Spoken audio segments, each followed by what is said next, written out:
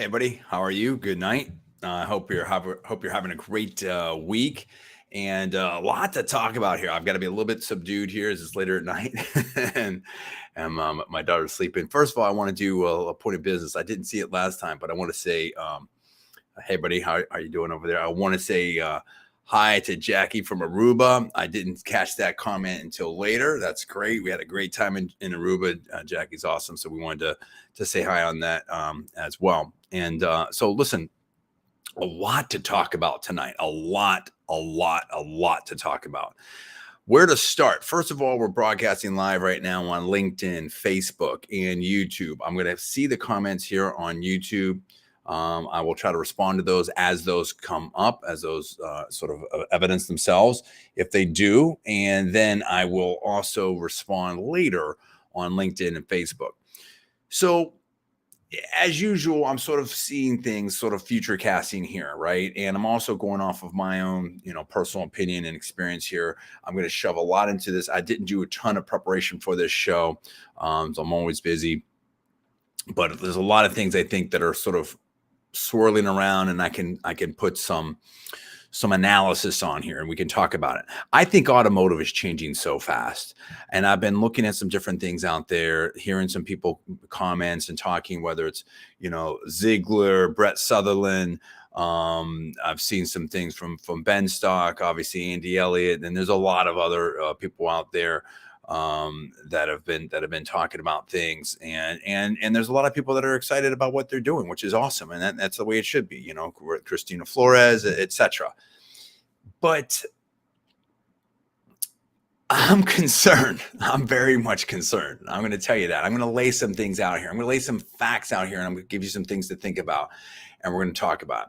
Step one is, well, let's talk about the big thing to talk about, right? And that is Tesla has cut prices dramatically. So if we look at that, and I'll put some of these links in the video description on YouTube later to talk about.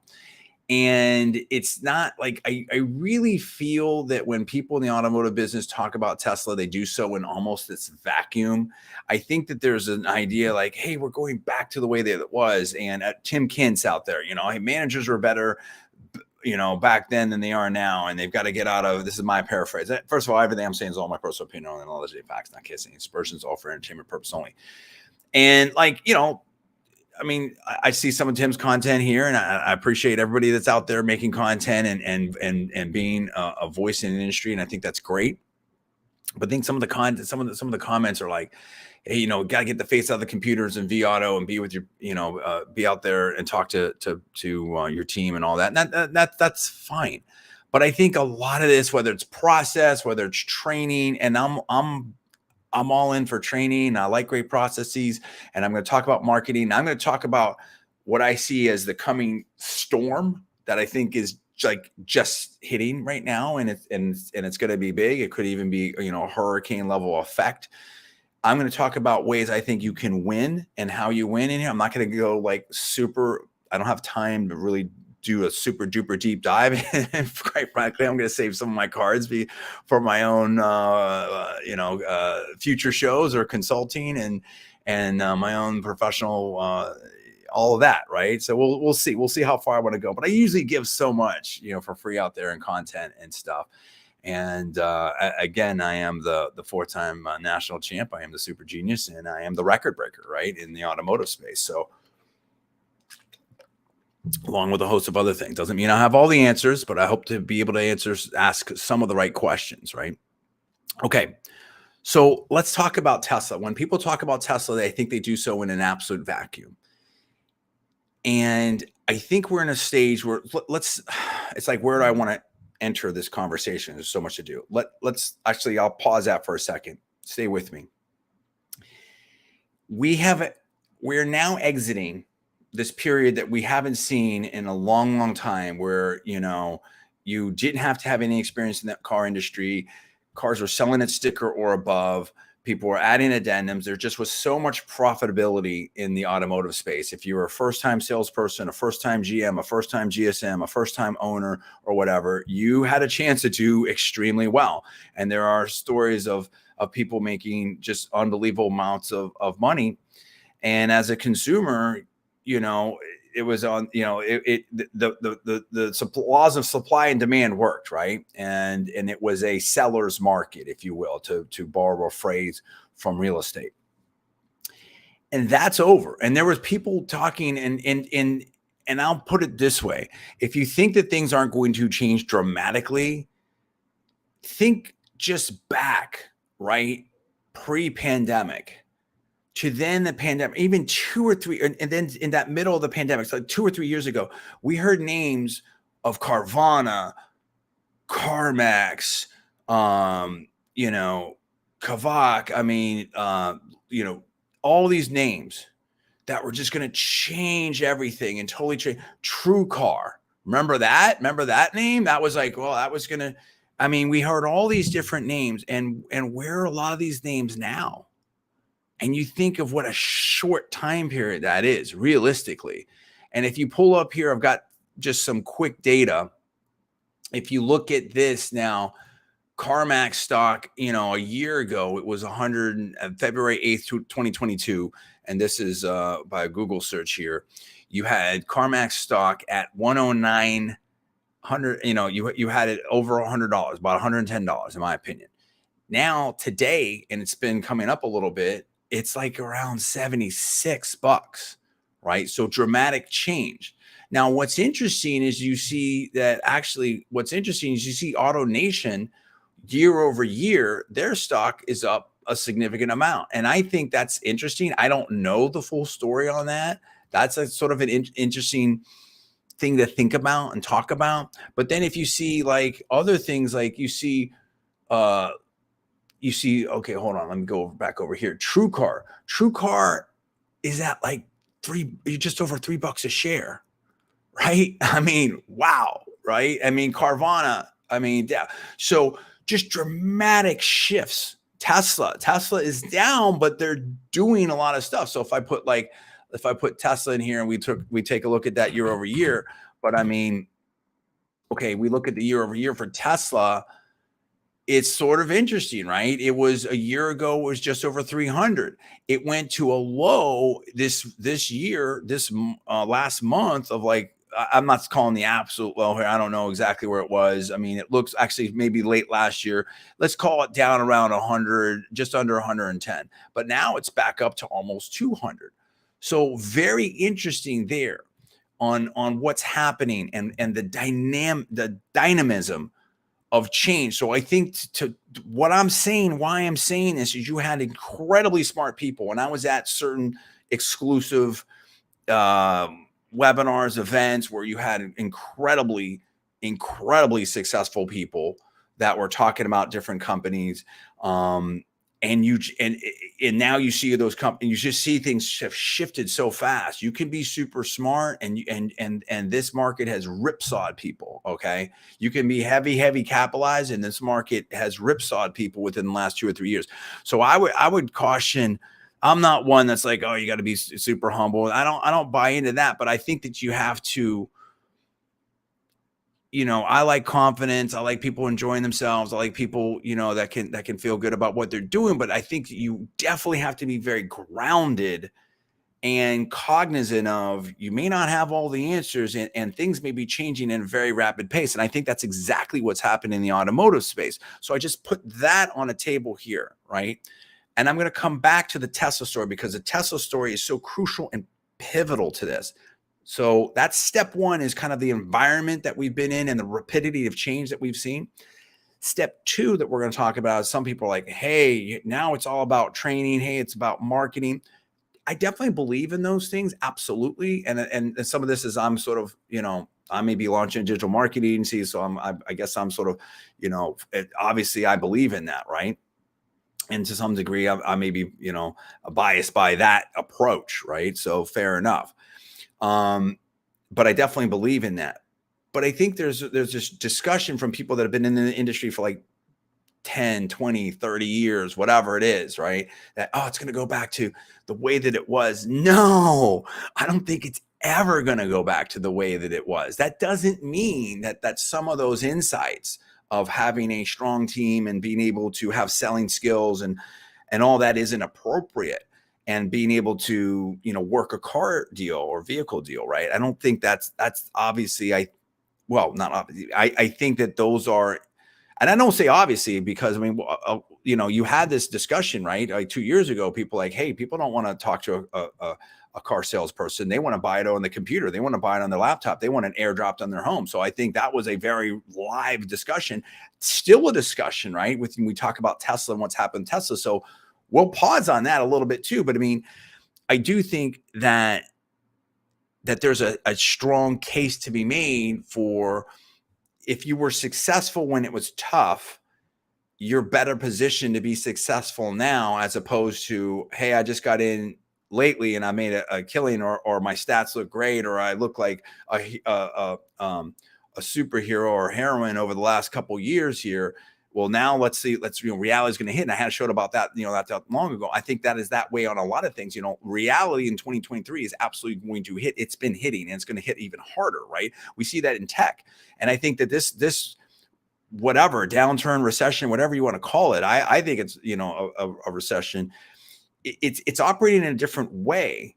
And some people think it's going to get really, really bad. I didn't want to, I have that show, lined up too. I didn't want to kind of shove two shows in one here because, I do that a lot anyway. It's just the way my mind thinks, because it does all relate. And again, it's one economy, right?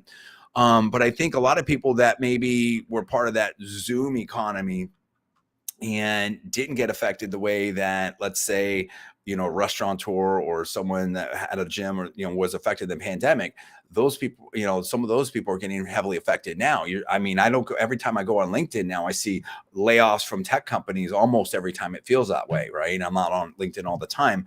I'm going to try to engage more. So getting back to, so I just think that we have to understand that the overall environment that we're in, and getting back to the car business. But I wanted to set that table because I really feel like in the car business, in the automotive space, like people feel like it's its own special planet that operates differently than every other business, and differently. It doesn't exist in the greater, economy and all. And I just think that that's absolutely wrong, in terms of when they make their game plans and the rah, like, hey, if you just want it bad enough, hey, I could want a dunk bad enough, and it's never going to happen without a trampoline or a step ladder. Like, it just doesn't, like, I think if that's your focus and that's your only answer to your team, you are poorly positioned to respond to what's going to happen, what is happening, in my opinion. So now, and I've talked about this before, I don't want to retread a lot of things.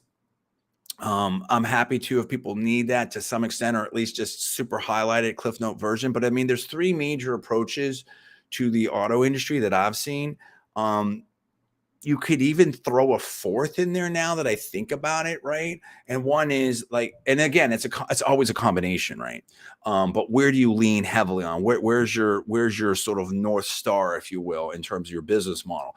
Is it brand? And hey, it's all about, the brand here, and whenever you go in any one of our stores, it's going to be, and it's this brand, and people are coming for this brand. Like if I go to, again, Disney World, it's a brand, and I'm buying that brand, and I believe in that kind of brand and that experience, if you will. Second is process. Hey, if I go to a McDonald's or whatever it is, or it used to be, hey, I can get my coffee in this amount of time or less, or this is the process where I go through whatever it is, and, or is it team? Is am I betting on stars? Am I betting on talent? And I've always believed that it's all about the talent. You're not all about the talent. I mean, of course, you want great processes, you want great brands, absolutely. But I'm a heavy believer in talent. It's particularly when times are tough, particularly when you are in a people business. And a lot of businesses that are retail facing are people businesses. There's not too many businesses really, when you get down to it, that aren't people businesses, but definitely retail and automotive. Anytime you have a high dollar transaction, that is on a retail facing, that's a people business, right? You have to trust someone with that experience, with that purchase. That is a big deal. Do I trust the person I'm sitting across from? Am I getting right information? Do I feel like this is the best for myself and my family, right? The fourth thing I would throw in there is technology, right? Technology has been a much bigger, and I'm adding that into the repertoire now. That has been a much bigger impact here now. And that was the attempt to a large degree of a Carvana, or then we see again the vendors with the True Car and all these other things coming online here, or Viato with the data. I can see all the data. Okay, you can have all the data, but the data doesn't sell the car. The data doesn't tell you if your team knows that car. The data doesn't tell you if your team can sell that car, if it's right for your brand, for your marketplace, for your rooftop, all the rest, right? I can buy the car right and sell the car wrong. Does that make sense? Right. So there's so much with, I mean, that doesn't mean I love technology. I'm a huge technology person, right? I'm a huge technology person. I'm all about that. So those are the different approaches, right? And I'd like to have a longer conversation about that. So I think about, like, there's a lot of places I can go with that, but we're going to table that. I want to get back to Tesla. So I think now is the right time to bring that up in depth, right? And I said before, when I saw Tesla dropping that price, that was a huge deal. And I remember saying that to some people that were in the IMO. I was like, oh, yeah, well, yeah. And, every time I bring, oh, hey, don't, John, okay. I'm like, no, dude, do you understand? Have you seen the sales reports? Do you know that they sold? I think, let me pull it up again. I'm almost positive, but let me double check. Let's just see here. I think Tesla US sales in 2022, I'm pretty sure they're close to 500,000. I think it's pretty close to 500,000. It's insane, right? It's insane. I mean, it's super huge. It's super huge. It's a big deal. And maybe I'm wrong. I mean, it's unbelievable. I'm seeing here, Tesla reported 1.31 million deliveries in 2022. That's probably global. I think that's right. Hold on. I'm trying to just let me catch this. I want to get it right. And I'll link it again in the YouTube. It's a huge number. I'll see if I can find this very, very quickly here. It's so big. Tesla made up 65% of the electric vehicle industry sales. Now, again, I don't know if this is global, if this is worldwide. I don't know what this is. I should have had this up earlier. That's my fault. That's my apologies on that. But they did at one point, according to the Wall Street Journal, quote, this is from The Hill, and this is by Lauren Sforza in 1/6/2023. And Tesla delivered 1.3 million vehicles in 2022, falling short of the 1.4 million deliveries needed 50% goal. And I'm pretty sure that would be worldwide. That's my guess of that. That's a guess, right? But I'm pretty sure. But in any event, they sold a ton, right? A ton. And it's a big deal. Here we go. America's top selling cars in CNBC. This is January 7th by Michael Whalen. Quote, Tesla breaks into America's best-selling car list for 2022, but trucks still dominate. So if you look at this, I don't know. Number one. Okay, now so let's go over this. I guess this is important to go over. Number one was a Ford F-Series at over 650,000 units. We're not going to go over every single one here. And then you've got a number of trucks that go, and then you have first SUV Toyota RAV4, just under 400,000, right? This is US sales, and but then here we go. Number 6, Tesla Model Y, 252,000 units, up 32%, over 32%, right? That's really crazy. That's a huge impact, particularly if you look at all these, and I don't know the price for all these, but you look at all these vehicles, and I know some of the trucks cost a lot of money and everything, but from what I can understand at a very casual glance, and this is maybe not, but this is like, I think that's the only what I would consider, or what's positioned as a luxury vehicle on that list. And that's almost smack dab in the middle. That is with massive growth. That's a massive deal. Okay. And now when Elon and when Tesla cut that price, a lot. I mean, they cut the price by a huge, but here we go.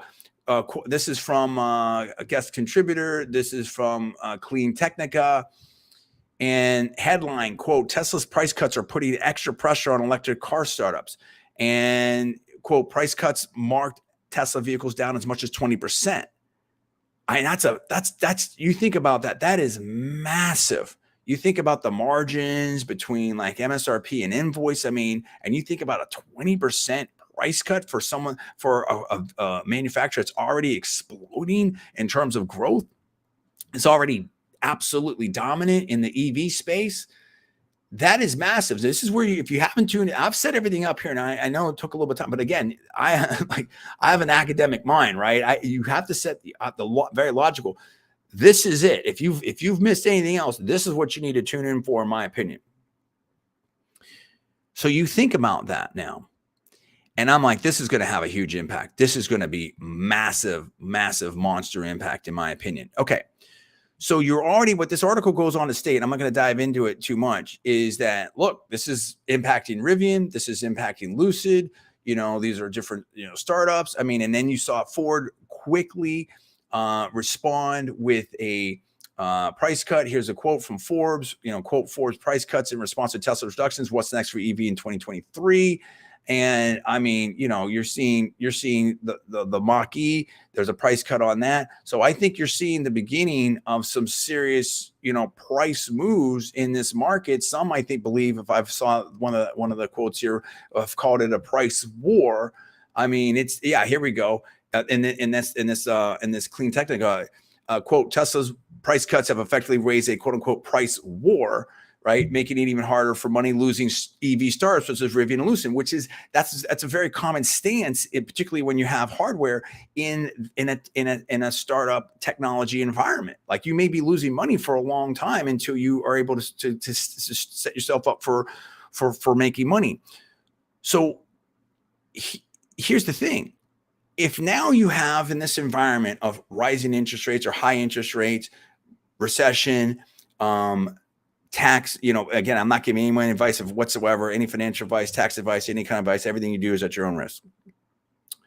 But hypothetically, if there are some tax rebates out there for electric, and if a lot of manufacturers have positioned themselves as going full electric, and here's where I would really turn your attention to. If you don't believe me or don't agree with my theory that everything's changing, that so much is changing in the automotive space right now, just casually type in your favorite luxury manufacturer or something like that, and future cars. Just pick one and see what those vehicles look like compared to what you're used to seeing. See how many manufacturers have gone on all in on EV. See what some manufacturers are doing with respect to their dealers, of maybe asking for some build outs on the EV space and some, capital expenses, right? And I mean, it's a big deal. It's a huge deal. And now you're in an environment where used car inventory is kind of like a hot potato. A lot of people may not have been talking about this aspect of it either, which is to say, what are the banks going to do? It's hard to sell a car if you can't get it funded. How many of your customers are coming in with straight cash? How many are leasing in or looking for a loan? So now if the banks get restrictive, and instead of being able to get 130, 140, 150 loan to value, or whatever it might be, hypothetically, and now you're down to 90, 100, 110%, and how much of your F&I products you're going to be able to put in there? What pressure does that put on margins?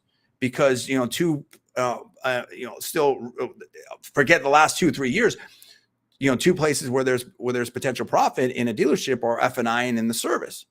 So now fast forward, when you're talking about electric vehicles that are here and that are going en masse, what's happening to the service business? What's happening to the, with this, in this environment, if banks get restrictive, what's happening to the F&I portion of that business? What's happening to used car values? If you traded in something, if you have inventory that's 3, 4, 5 months, old, where you at? And that, I think there's going to be massive consolidation on the dealership space. I think there's going to be a lot of these manufacturers and upstarts that are going to be under tremendous pressure. They may not all make it.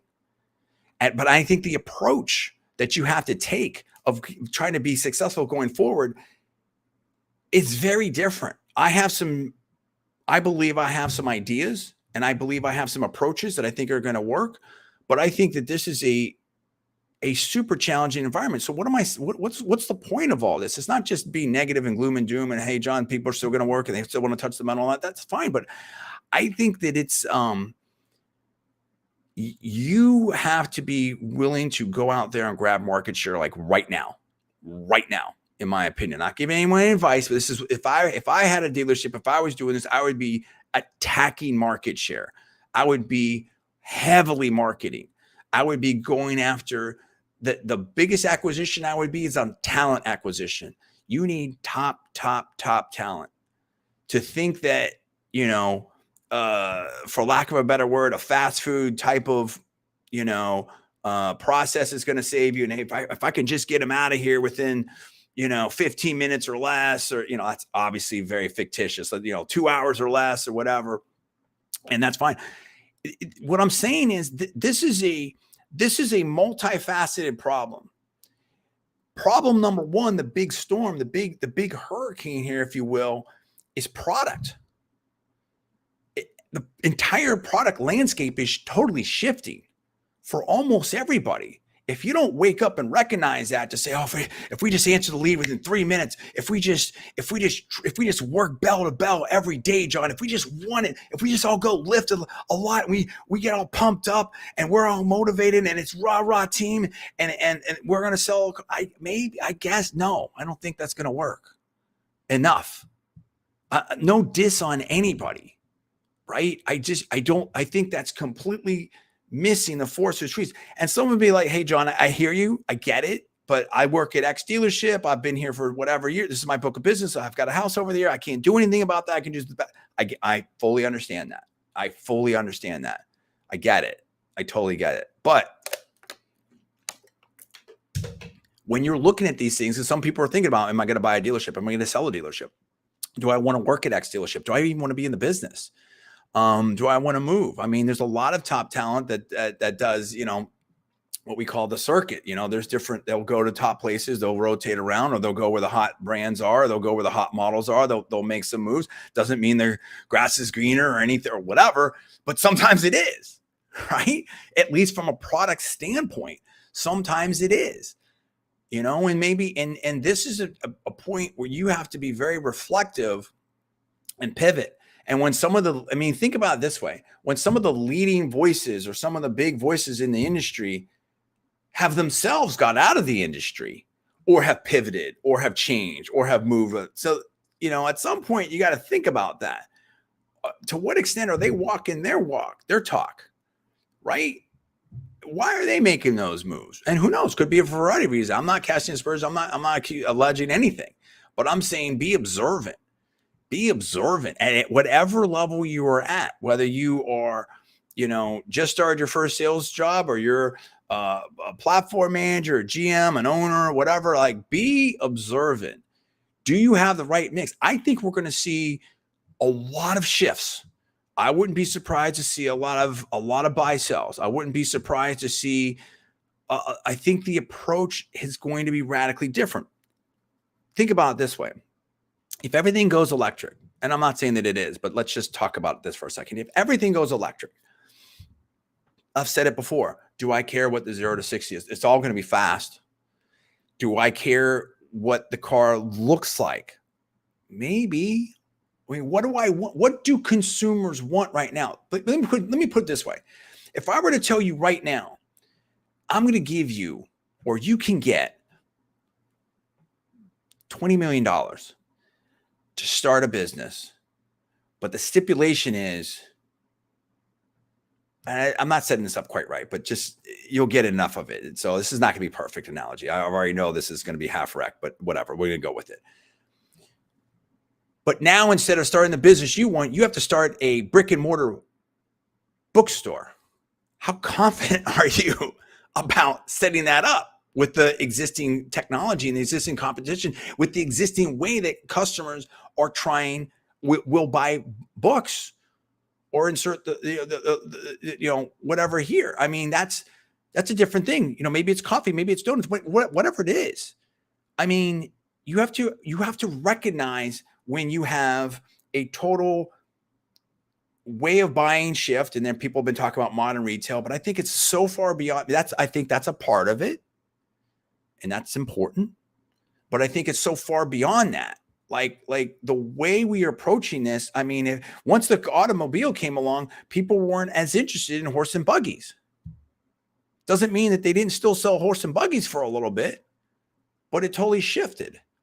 If tomorrow it was you had a totally self-driving car that could fly, that was safe, that was reasonable, that didn't take gas, whatever like that, that would totally shift everything too. Right? I mean, you have to think about these things. This is not, I mean, again, I'm not saying we are at a point where change is happening very, very rapidly, where things that we did not think were possible in terms of the industry and technology and et cetera are here or are almost here. But the changes, the impact are right here. Tesla is no joke. They were the number one manufacturer, I believe, of luxury vehicles, if I remember correctly, in the US last year. And they just dropped prices up to 20%. Hello. And there's potential tax impact of savings on some of these things. I mean, if you're in the luxury space, you need to wake up. Like, that's a massive deal. And no amount of motivation, working at the gym, training, old school car manager stuff is going to change that product and that business model disadvantage. And I'm not saying everyone's buying a Tesla, but I'm saying that is a massive monster impact. So that's one thing. That is a huge, huge, huge thing that I do not think is really thought about and internalized enough, that I've seen or heard about people talking about on the dealership level. People talk about it in passing. It's almost like it's this other thing because they do business totally different. But the reality is here, and maybe there's problems. They have issues. There's not perfect. There's all kinds of stuff. Whether it's the service, I'm not alleging anything, but I mean, there's different. You can read that out there. There's different, criticisms or critiques or discussions or opinions and all that type of stuff. But nevertheless, sales are sales. If everyone goes out and decides to whatever, buy brand X, and they're buying brand X. You may not like that, but that's what they're doing, and that's going to impact your business. Now, if you have the SARs that are going to go down, which is the basically, season adjusted rate, basically the sales, the annual sales, annualized sales, if that's going down, if interest rates are up, and if margins are getting squeezed and profitability is getting squeezed, if more electric stuff hits and now you have less, a CP, customer pay in the service lane, I mean, less parts business. I mean, it can get very, very rough, very, very quickly, in my opinion. Inventory levels are rising. I mean, the used car situation, I mean, I think you might see higher repossessions. I mean, this reminds me, I mean, I've been through the tech crash. I've been through different tech crashes. I've been through 2008. I mean, I was there in California where, I mean, it's feeling very similar to a lot of those vibes. Is it going to be, to use a cheesy word, Carmageddon? I don't know. I mean, I think it can get very, very bad. I'm concerned. I've got friends that are owners. I've got friends that are GMs. I got friends all over this business, and I'm very concerned. I think I have an approach to weather this storm. It doesn't mean it's going to work. It's going to be full, but I think that if you have to, if you're going into a challenging environment, listen, I can't build a special forces team off of all rookies. Does that make sense? I can't expect that team to perform the way a special forces team will perform. I can have the same training. I can have the same equipment. I can have the same process. That special forces team, on average is going to outperform that SEAL Team 6, that Delta Force team is going to outperform a bunch of rookies in that just got to boot camp almost every time. Right. So I think that it's people have to put the ego in check, and people have to bank on winners. I think it's about top talent. I think it's about looking at your business in a different way, in a way unlike that you've ever done before. I can think of a couple different sort of radical approaches that I might take in this environment, where you have to have ultra fast turns, where you have to buy right, where you have to try to find in margin where you can't, but you also have to deliver extreme value to the customer where you need those relationships. And I definitely think that it's about gaining market share, and it's about, intense marketing, nonstop intense marketing, because you have to tell that story. You have to connect, and you have to deliver value, and you have to understand what value is. And you also have to take a very cold, hard look at what your product offering is and what it's really going to be. I mean, listen, I mean, I love the manufacturers, but all the manufacturers are going to tell you they have the best whatever in the world, and they have the best whatever coming. But you need to do your realistic analysis to understand if and due diligence. I'm not giving anyone advice, to understand if you're buying that story, you believe that. Listen, you always want to have the best products. Okay, I believe in that. I believe in that. The best team, the best product. I mean, I think it's I'd much rather be in that situation. I don't have all the answers right now, but I'm laying some things out right here. I will expand on this further in the future. There's a lot of things that I'm thinking that I don't want to totally get into right now. I'm looking at some strategic options for myself and what I want to do, and how to approach this. But it's interesting. Like, I was looking at starting a digital marketing agency. I thought about doing the sales training. I've been thinking about that for a while. I've got, I'm going to start really putting some time into those things. But part of this is, how do I look at this thing now? It's not going to be what it was. We're not going to go around and teaching Foursquare and all this. And if you just hold on the trade, I mean, yeah, like, no. I mean, I don't know about all that, right? I mean, I definitely believe that, and I've been the one that said it's just still a car deal, right? I always say that, right? It's still a car deal, but I think that, again, I don't have all the answers, and I'd love to get some professionals on here too, and we can have some conversations about it. But I think that the environment is changing rapidly. I think people need to do some deep reflection about how to win going forward. This is no joke. Like serious changes here. And I don't care how long you've been in the business. Like, I think that you have to really take some stock and some inventory about what's going on. Doesn't mean that, I'm not saying the sky is falling and no one's selling cars. I'm not saying that. I'm not saying that at all. I'm not saying that great operators aren't going to still be great operators. I'm not saying that at all. But I'm saying that, yes, it's going to be some of the fundamentals, in my opinion. But I think it's going to really win, you have to take some very radically different approaches that are maybe very uncomfortable for some dealers. I think that the way that we look at organizations, and maybe the way that they're organized, and some of the hierarchy and some of the structures, I might take a look at that too. I think roles are going to definitely shift.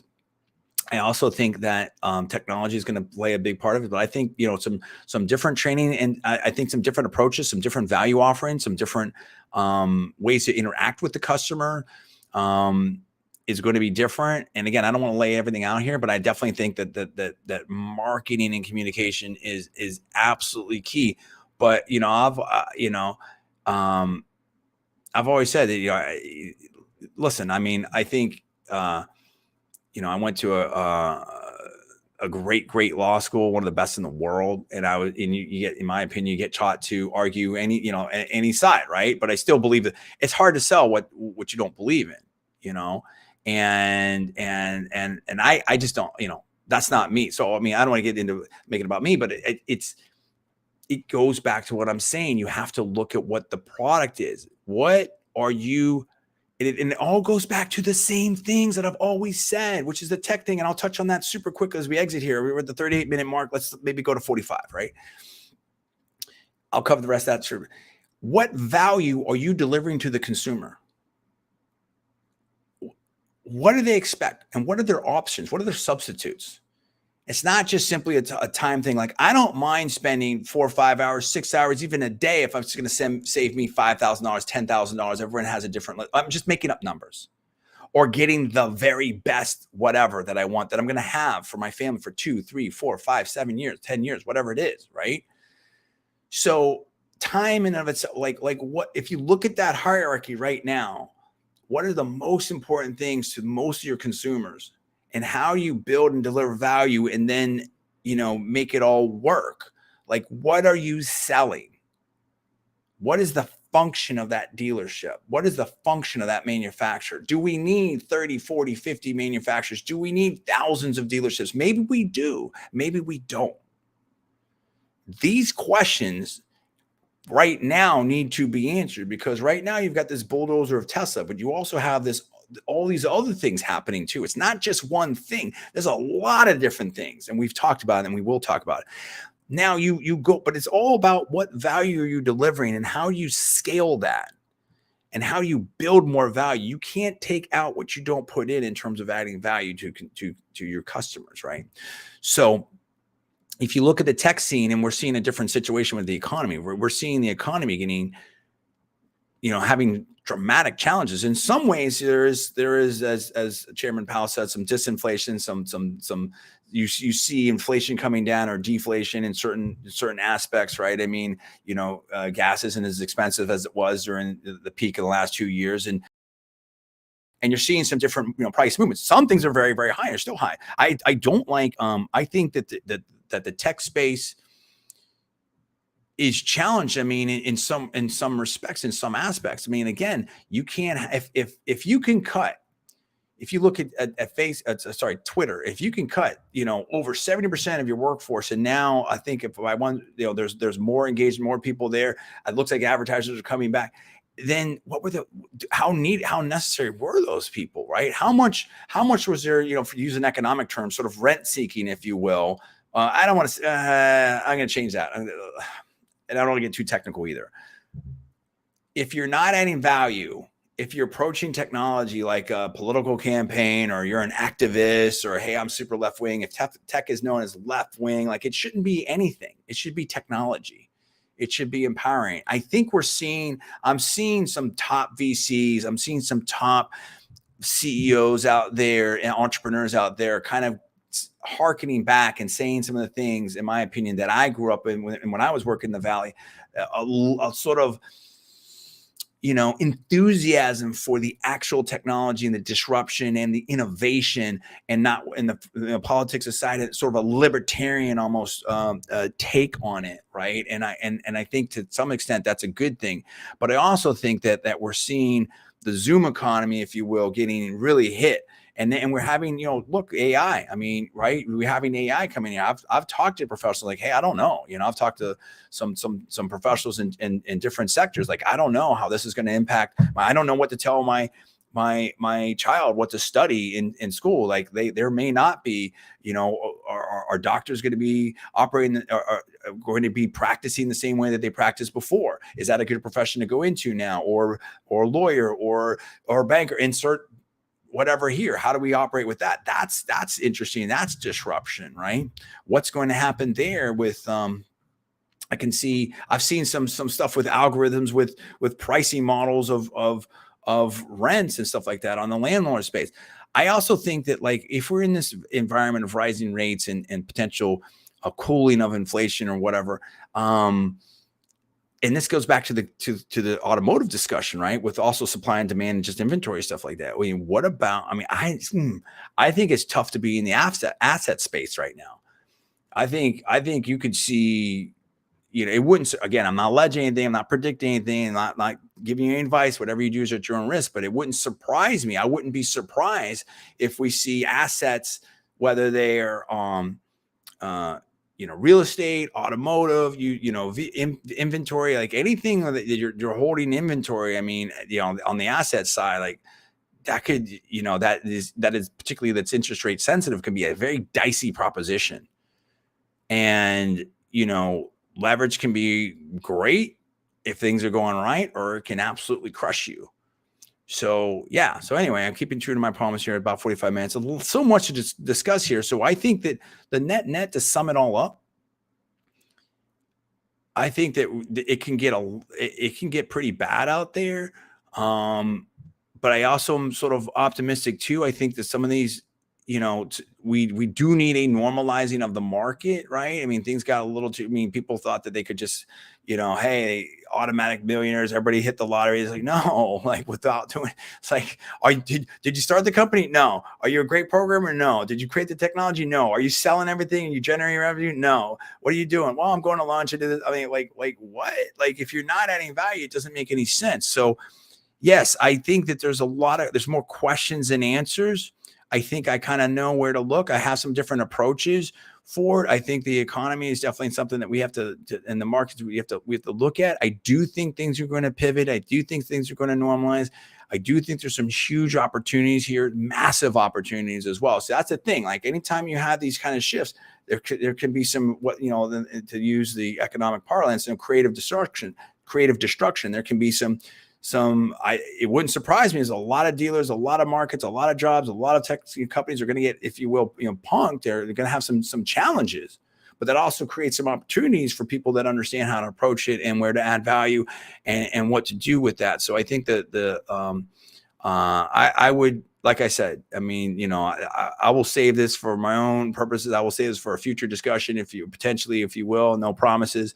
But I definitely think that there's a hard lean on, for me, in terms of how I'm looking at it, hard lean on talent, hard lean, super duper on marketing, media, but also on making sure I have the right business model and the right products to deliver value to the consumer, and just trying to at least look minimum 2, 4, 5 years out there about what's coming. What do I want? What's this market going to look like? How I deliver value? Trying to think it's so hard in a lot of these jobs. You're on the treadmill all the time. You don't get a chance to look strategically and try to look around and try to think what it's all going to sort out like. But I think that it would not surprise me if things change. Anyway, I welcome your conversation out there. Welcome your comments. I look forward to it.